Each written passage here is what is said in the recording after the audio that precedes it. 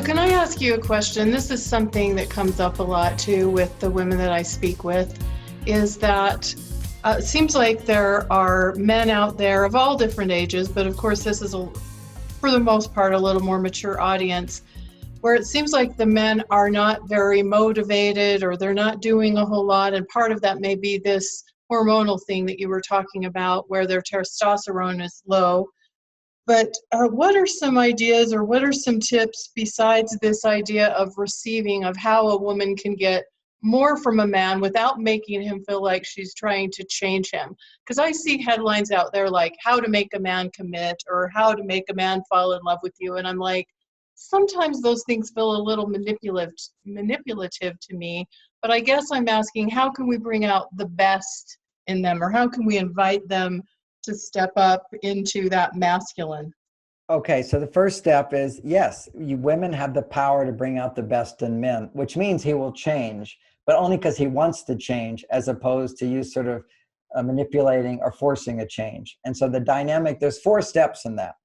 Step 1 is stop trying to change him in any way. That's heaven to a man. That means no complaining, no directing, no improving.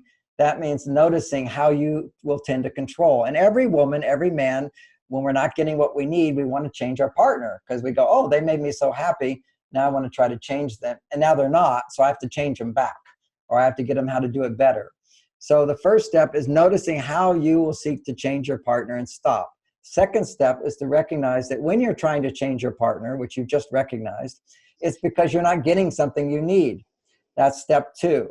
And step 2 then is recognize you're not getting what you need. You have to give yourself what you need. So that's self-reliance on how to find hormonal balance without depending on your partner. That means, in practical terms, how to be happy without depending on a man. You depend on a man to be happier.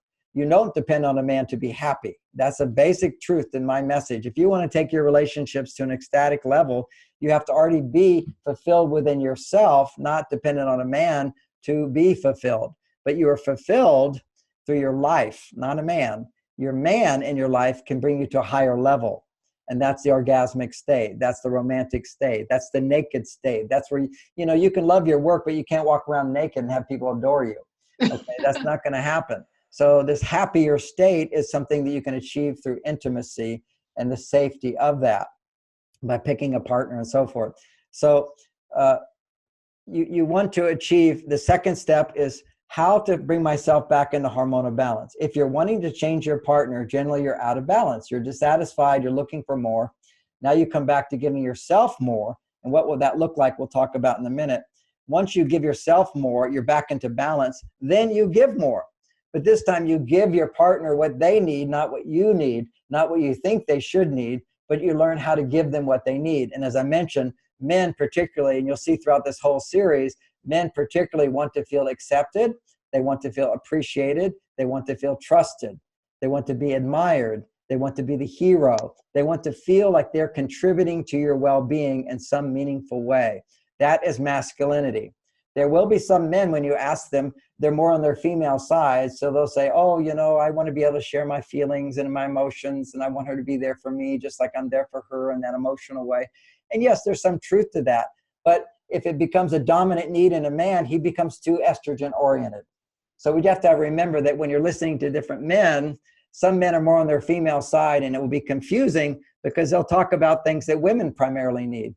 And because they can feel those needs, because when you have more estrogen, you will have all the needs that a woman has.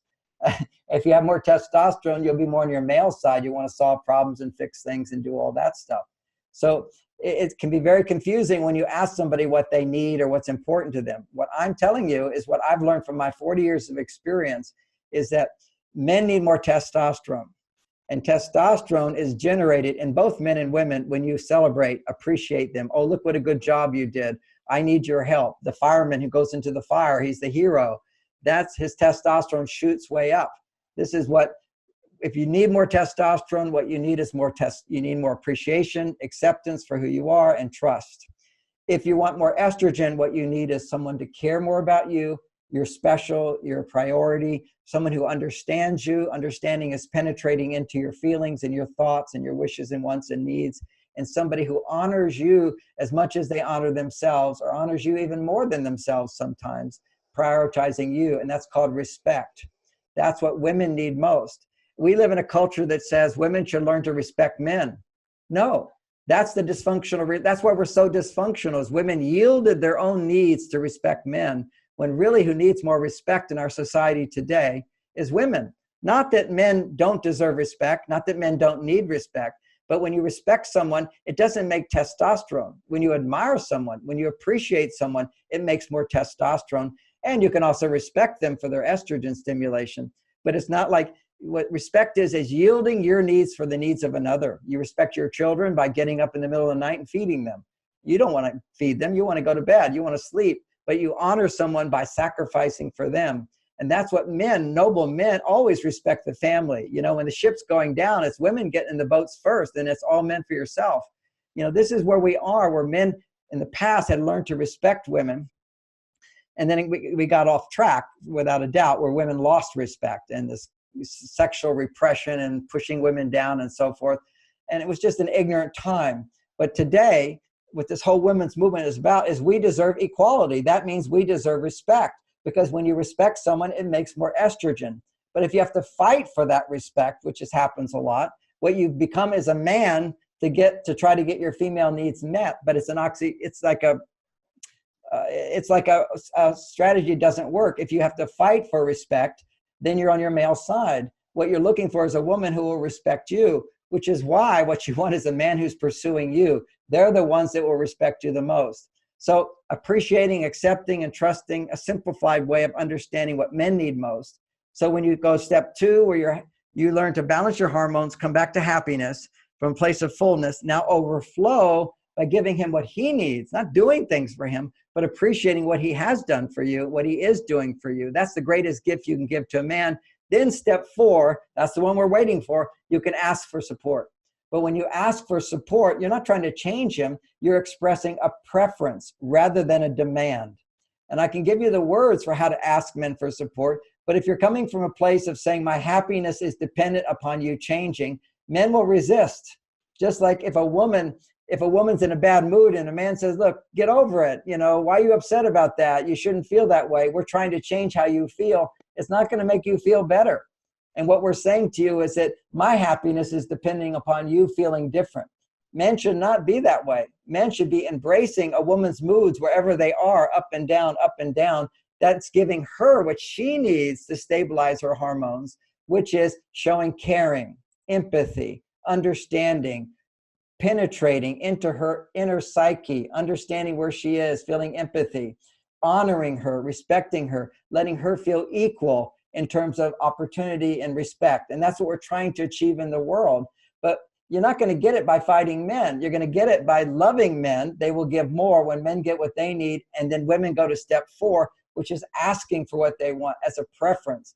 That, when you're in an intimate relationship, and we're talking about intimate relationships here, then a man is free to choose to give you more. Then he changes based upon his choice, rather than feeling that I have to change in order to make her happy. It becomes, I want to give her this because I see how it will make her happy. So it's a delicate distinction there. You have to have some wisdom to decide to distinguish between demanding and preference. But if you express a preference to your partner and they're not getting an abundance of love, usually they don't respond. So the idea is how to go through those 4 levels again and again to get more from a man, which means to bring out the best in him, just as I would bring out the best in my wife. And if you're married and you're having a sexual relationship, the best time to express your preferences is after having an orgasm. Because a man feels he's getting what he needs. Okay, so what you said something, I can tell you the words. Can you tell us, can you model really quickly what it might sound like for a woman to ask for something she wanted in a way that a man could respond, assuming we've gone through the 4 steps? Yes, now let's look at the words. Give me one request a woman would want. Just let me know. I'll deal with that. Maybe he could do more around the house. Okay, let's call it. He doesn't empty the trash. Okay, or he could clean. What would give me a specific? First of all, that's an abstract. I want you to do more around the house. That means nothing to a man. It has to be a specific task that he does and gets rewarded for. So give me a task that would be part of doing more about the house. He would do the dishes. All right, that's a big one. So it'd be, let's say she's doing the dishes and he's not. Already he's been trained that he doesn't have to do the dishes to make you happy. So you're happy and you're doing the dishes, and now you want him to do the dishes. The way you would start is you simply say, oh, honey, I'm really tired tonight. Would you help me? And he'd say, what is it? And he said, would you do the dishes tonight? And he'd say, he'd grumble a little bit, and you would then go, most women at that point would go, oh, okay, I'll just do it myself, because he grumbles. You have to recognize you're asking him to do a new job. He has to decide whether to do it. Is it necessary? Is it required? I haven't had to do it before. Why do I have to do it now? There's sort of this resistance a man will have to being asked to do more, because he gets the message with a request that, gee, I haven't been doing enough. You know, I work really hard. I'm really tired. I did this whole thing and now I have to do more. So, and maybe his mother always did the dishes. So he has this idea that women do dishes. There's a lot that has to overcome there. So what you do is you say, honey, I'm really tired tonight. You could actually start with, would you help me with the dishes? See, again, every job, every request, you want to go gently, little progression, little progression. A baby doesn't learn to walk. They start to crawl first. That's normal life. It's trees don't just suddenly make flowers, it takes a season to get there. So everything is slow. Real change is slow. So you basically, oh, I'm really tired tonight. Would you help me? Would you bring over the dishes and wash them and I'll put them in the dryer? Whatever, make a little request. And then when he does it, he experiences a little change and you delight in it. He gets to see, it's like, oh, it's so much help. It feels so good. Men will always respond to what feels good.